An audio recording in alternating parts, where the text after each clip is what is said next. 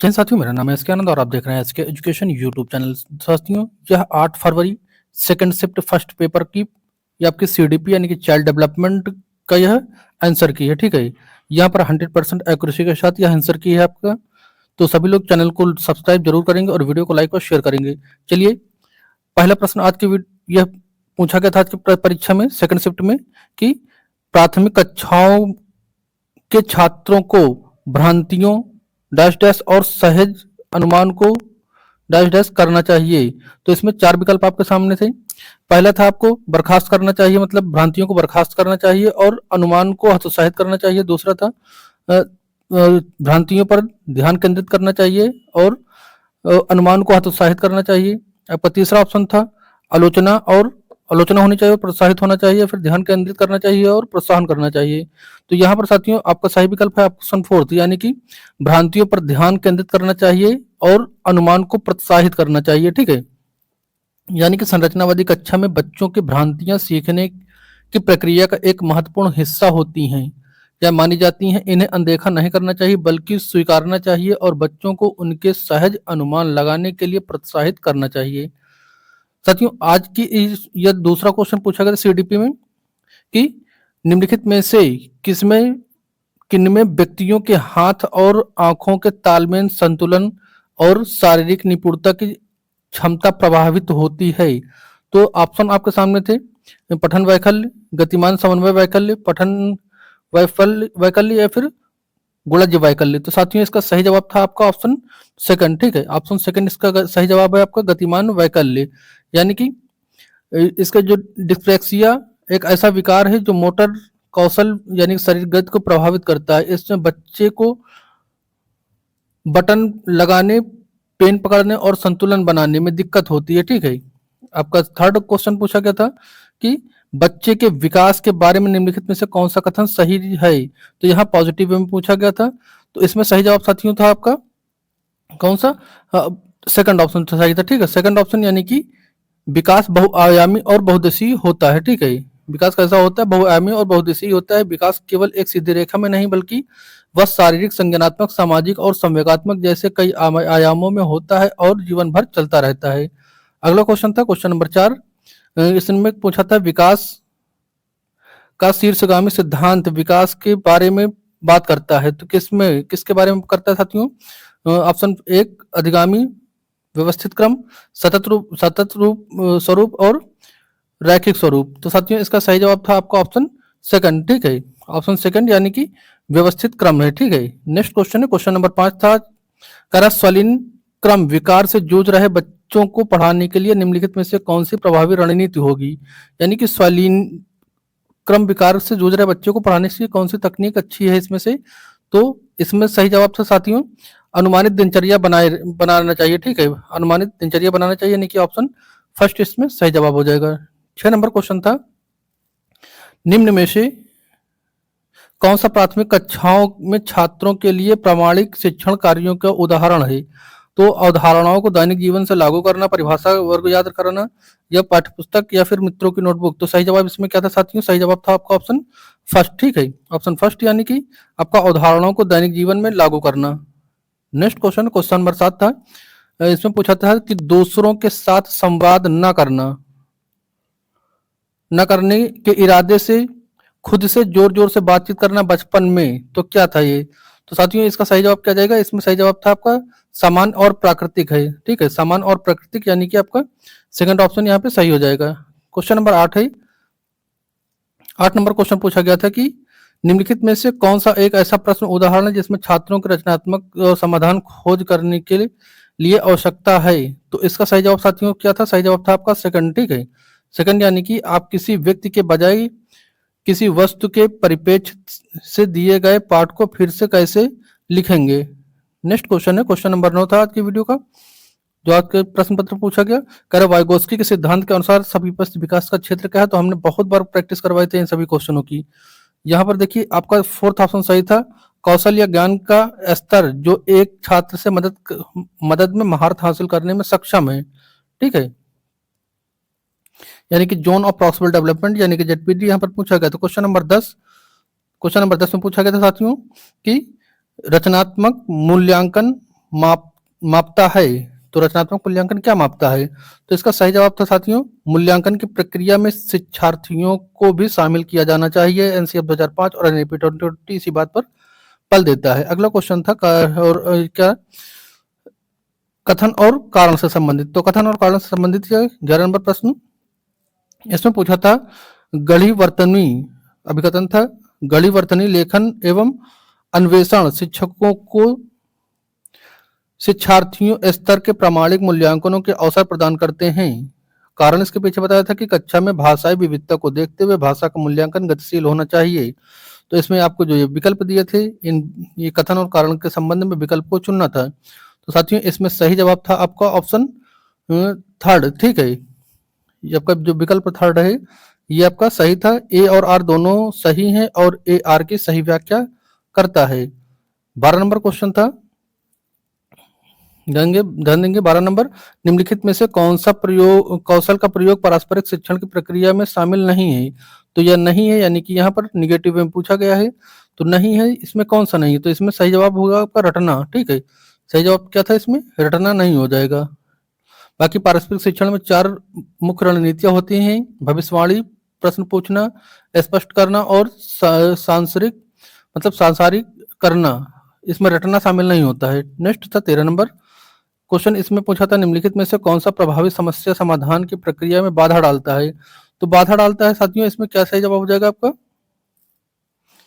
इसमें हो जाएगा आपका ऑप्शन थर्ड। ठीक है, अनुक्रिया समुच्चय। अनुक्रिया समुच्चय यानी कि अनुक्रिया समुच्चय अर्थ एक तरीके से सोचने की आदत या रूढ़िवादिता, जब किसी समस्या को सुलझाने के लिए पुराने तरीके से अटके रहे तो यह बाधा बनती है। ठीक है, 13 का थर्ड ऑप्शन सही हो जाएगा यहाँ पे। नेक्स्ट क्वेश्चन है क्वेश्चन नंबर 14।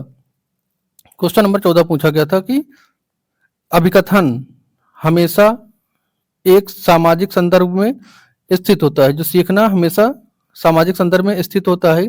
इसके पीछे कारण दिया, रीजन दिया, जो सीखा जाता है उसे सीखने का उपयोग करने के तरीके से अलग नहीं किया जा सकता है। अब इनके आधार पर, कथन के आधार पर आपको सही विकल्प इसमें से चुनना था। तो सही विकल्प साथियों इसमें था ए सही, लेकिन आर गलत था। ठीक है, सॉरी, ये 14 नंबर है। 14 नंबर का आपका जो है थर्ड सही हो जाएगा। थर्ड यानी कि आपका ए और आर दोनों सही है। ए और आर दोनों सही हैं और ए जो है आर की सही व्याख्या भी करता है। ठीक है, यानी सीखना सामाजिक अंतःक्रिया के माध्यम से होता है। हम ज्ञान को उस संदर्भ से अलग नहीं कर सकते हैं जिसे हम सीखे हैं उससे। ठीक है, 15 नंबर क्वेश्चन है साथियों, महारत लक्ष्य उन्मुखीकरण वाले छात्र के लिए क्या होना चाहिए? तो साथियों इसका सही जवाब है आपका ऑप्शन थर्ड के साथ जाएंगे। इसमें यथार्थ सीखने के लक्ष्य तय करना है। ठीक है, यानी कि महारत लक्ष्य वाले बच्चों को सीखने में खुद में सुधार करने पर ध्यान देते हैं, न कि दूसरों से बेहतर करके दिखाने पर। फेल होने के डर पर वे ऐसे लक्ष्य चुनते हैं जो चुनौतीपूर्ण हो लेकिन प्राप्त किए जा सके। ठीक है, तो आपका ऑप्शन थर्ड यहाँ पे सही जवाब था। नेक्स्ट क्वेश्चन है 16 नंबर का रहा है कि ध्यान न्यूनता अतिक्रियाशीलता विकार की विशेषता क्या है? तो ध्यान न्यूनता अतिक्रियाशीलता की विकार की विशेषता क्या थी? इसमें से सही जवाब इसमें था साथियों आपका ऑप्शन फोर्थ। ठीक है, ऑप्शन फोर्थ यानी कि आवेग पैटर्न का लगातार सिलसिला। ठीक है, यानी कि एडीएचडी वाले बच्चों में ध्यान की कमी और आवेगनशीलता यानी बिना सोचे समझे कार्य करना मुख्य लक्षण होते हैं। ठीक है, और 17 नंबर क्वेश्चन था समयोसी कक्षाओं में पाठ्यक्रम होना चाहिए। तो ऑप्शन इसमें सही जवाब क्या जाएगा? सही जवाब था इसका साथियों आपका थर्ड। ठीक है, लचीला और विभेदित। लचीला और विभेदित इसका सही ऑप्शन था, यानी कि समयोसी कक्षा में हर बच्चे की जरूरत अलग होती है, इसलिए पाठ्यक्रम लचीला होना चाहिए। पढ़ाने का तरीका यानी निर्देश विभेद यानी कि हर बच्चे के अनुसार अलग अलग होना चाहिए। ठीक है, तो ऑप्शन थर्ड इसका सही जवाब था। क्वेश्चन नंबर 18 था। 18 में पूछा गया था डैश डैश के विषय में उस समय को संदर्भित करता है जो करते हैं जब कोई व्यक्ति नया कौशल या क्षमता का ज्ञान प्राप्त करने के लिए सबसे ज्यादा तैयार होता है, बाद में जीवन में इससे नुकसान की भरपाई करना मुश्किल है। तो साथियों इसका सही जवाब यहाँ पे था ऑप्शन कौन सा? फर्स्ट। ठीक है, ऑप्शन फर्स्ट यानी कि संवेदनशील अवधि। ठीक है, संवेदनशील अवधि इसकी ऑप्शन सही था। यानी कि संवेदनशील अवधि जैसे भाषा सीखने के लिए बचपन यह समय होता है जब बच्चा किसी विशेष कौशल के सीखने के लिए सबसे अधिक ग्रहणशील होता है। ठीक है, और आगे क्वेश्चन था 19 नंबर का, निम्नलिखित में से विकास के सिद्धांत को दर्शाया गया है। ठीक है, तो यहाँ पर अब इसको पढ़ना था। शैशवावस्था और प्रारंभिक बचपन के दौरान हाथ और पैर की तुलना में टांग और बाह काफी तेजी से बढ़ते हैं। तो यह इसका जो सही जवाब जाएगा, इसका जाएगा आपका ऑप्शन थर्ड। ठीक है, समीप द्रवमुख सिद्धांत, यानी कि इसका अर्थ है कि केंद्र से बाहर की ओर जो आपका होता है, ये शरीर का मध्य भाग यानी कि धड़ पहले विकसित होता है और फिर हाथ पैर बाद में विकसित होते हैं। अगला क्वेश्चन है क्वेश्चन नंबर 20। इसमें पूछा गया था कि निम्नलिखित में से समाज की प्रचलन जेंडर की रूढ़िवादिता के प्रभाव को बच्चों के बीच कम करने का सबसे प्रभावी तरीका इनमें से क्या था? तो साथियों, इसमें सबसे सही जो तरीका था वो ऑप्शन फर्स्ट के साथ जाना था, यानी कि बच्चों के विविध जेंडर भूमिकाओं से परिचित करना और उन्हें अपनी रुचि के अनुसार बढ़ने के लिए प्रोत्साहित करना आपका सही जवाब था। ठीक है, और क्वेश्चन नंबर 21 था साथियों। यहाँ पर क्वेश्चन नंबर 21 में कहा था कि सार्थक अधिगम सुनिश्चित करने के लिए निम्नलिखित में से कौन सा महत्वपूर्ण है? तो अब इसमें ये आपके साथ में विकल्प थे और इसमें से सही उत्तर को चुनना था। ठीक है, यानी कि मल्टीपल चॉइस वाला क्वेश्चन था ये, तो यहाँ पर ध्यान देना था। ये सही जवाब हो जाएगा आपका सेकंड। ठीक है, सेकंड यानी कि आपका पहला और तीसरा, हाँ पहला और तीसरा सही था आपका। पहला और तीसरा यानी कि भावनात्मक समर्थन का प्रावधान और आपका करने के प्रयास के अवसर, आपका जो थर्ड सेकंड और फोर्थ आपके गलत। ठीक है, तो आपका सेकंड ऑप्शन यहाँ पे एकदम करेक्ट था। 22 नंबर क्वेश्चन था साथियों, कथन और निष्कर्ष से संबंधित ये भी था, कथन और कारण से। क्वेश्चन कह रहा था कि अभिकथन शिक्षकों को पाठ के रूप में बच्चे को ढेर सारे संकेत और आलंबन उपलब्ध कराने चाहिए। कारण इसके पीछे का जीन पियाजे ने इस बात पर जोर दिया कि अधिक जानकार लोग पारस्परिक अंतःक्रिया के माध्यम से बच्चों के संज्ञानात्मक कौशल को आगे बढ़ने के लिए महत्वपूर्ण भूमिका निभाते हैं। ठीक है, तो इसमें अब ये विकल्प थे, इसमें सही विकल्प को आपको चयन करना था। तो साथियों, इसमें जो सही विकल्प था वो था क्या? Option first. ठीक है, ऑप्शन फर्स्ट यानी कि ए सही था आपका, ए सही था, लेकिन आर आपका गलत था। ठीक है, ए सही था आपका, आर गलत था। नेक्स्ट क्वेश्चन था आपका 23 नंबर, कह रहा है कि अभिकथन में पूछा गया था, अभिकथन में कह रहा है कि एक प्रभावी शिक्षा शास्त्री रणनीति है कि बच्चे को नई जानकारी को जो वो पहले से जानकारी रखते हैं साथ में जोड़ने के लिए कहा जाता है।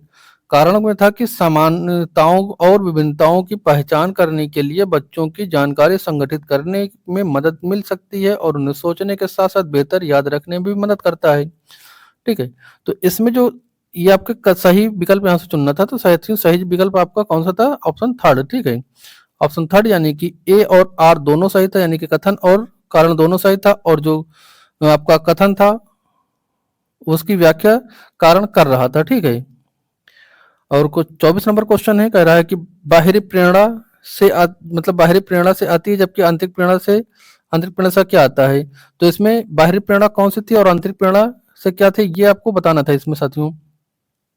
तो इसका सही जवाब था आपका ऑप्शन सेकंड। ठीक है, ऑप्शन सेकंड यानी कि जो बाहरी प्रेरणा होती है जो दूसरों की सराहना से आती है, जबकि आंतरिक प्रेरणा व्यक्तिगत संतुष्टि, जैसे रुचि हो गई। ठीक है, रुचि हो गया, आनंद हो गया, अपनी संतुष्टि के लिए ये होता है। ठीक है, इस पर आधारित होती है आंतरिक प्रेरणा, जबकि जो बाह्य प्रेरणा होती है दूसरों की सराहना से आती है। तो ऑप्शन आपका सेकंड यहाँ पे सही था। और 25 नंबर साथियों क्वेश्चन था, कथन और कारण से संबंधित यहाँ पर भी क्वेश्चन था। तो साथियों, यहाँ पर कह रहा है कि बच्चों की संरचनात्मकता को पोषित करने के लिए, उनके चिंतन और मनन करने के लिए व्यवहारिक समस्याओं और मुद्दों को प्रस्तुत करने की आवश्यकता है। कारण कह रहा है रचनात्मकता बच्चों में कुछ नया खोजने की क्षमता होती है और उन्हें बौद्धिक उत्तेजना की आवश्यकता होती है। तो इसमें से आपको सही विकल्प यहाँ पे जानना था। तो साथियों, इसमें सही विकल्प आपका ऑप्शन थर्ड था। कौन सा? थर्ड। ठीक है, यानी कि ए और आर दोनों सही थे और ए आर की सही व्याख्या कर रहा था। नेक्स्ट क्वेश्चन है, पियाजे के अनुसार निम्नलिखित में से समायोजन का उदाहरण क्या था? तो समायोजन का उदाहरण इसमें से कौन था? यानी कि समाज, इसका जाएगा ऑप्शन फोर्थ। ठीक है, ऑप्शन फोर्थ यानी कि एक बच्चा महसूस करता है कि कुत्ता और बिल्ली दोनों अलग जानवर हैं। यानी कि जो आत्मसातीकरण का अर्थ होता है कि नई जानकारी को अपने मौजूदा स्कीमा यानी कि मानसिक संरचना में फिट करना। बच्चे के पास जानवर का स्कीमा है और वह कुत्ते और बिल्ली दोनों को उसमें शामिल कर लेता है। ठीक है, तो आपका ऑप्शन फोर्थ यहाँ का सही था। नेक्स्ट क्वेश्चन है आपका क्वेश्चन नंबर 27 इसमें से लॉरेंस कोहलबर्ग से संबंधित क्वेश्चन था ये। इसमें कह रहा था कि क्या अपने माता पिता की अनुपस्थिति में फ्रिज से चॉकलेट चोरी करना ठीक है? इस सवाल के जवाब में 4 साल की मीरा ने जवाब दिया, ऐसा करना गलत होगा क्योंकि ऐसा करने से मुझे माता पिता से सजा मिल सकती है। मीरा का नैतिक तर्क लॉरेंस कोहलबर्ग के नैतिक विकास के सिद्धांत की किस अवस्था को दर्शाता है? तो साथियों ये था आपका पूर्व परापरंगत स्तर, ठीक है, पूर्व परापरंगत स्तर यानी कि आपका ऑप्शन सेकंड, ठीक है, यानी कि व्याख्या था कोहलबर्ग का पहला स्तर जहां नैतिकता केवल दंड और आज्ञा पालन पर आधारित होती है। नेक्स्ट क्वेश्चन था 28 नंबर का, रहा जीन पियाजे के विकास के अनुसार बच्चे संवेदी प्रेरक अवस्था के अंत तक विकसित कर लेते हैं। तो संवेदी गामक अवस्था के अंत तक क्या इसमें से विकसित कर लेते थे? तो इसका सही जवाब साथियों था आपका वस्त स्थायित्व यानी कि ऑप्शन फर्स्ट, ठीक है, यानी कि लगभग 2 वर्ष तक की उम्र में संवेदी प्रेरक अवस्था के अंत तक बच्चा यह समझने लगता है कि जो चीजें दिखाई नहीं दे रही हैं उनका भी अस्तित्व है, ठीक है। तो आपका 29 नंबर आगे क्वेश्चन में पूछा गया था लेवाइगोस्की के अनुसार आपका आंतरिक वाक क्या है? तो आंतरिक वाक क्या था आपका? तो इसमें सही जवाब इसका साथियों क्या था?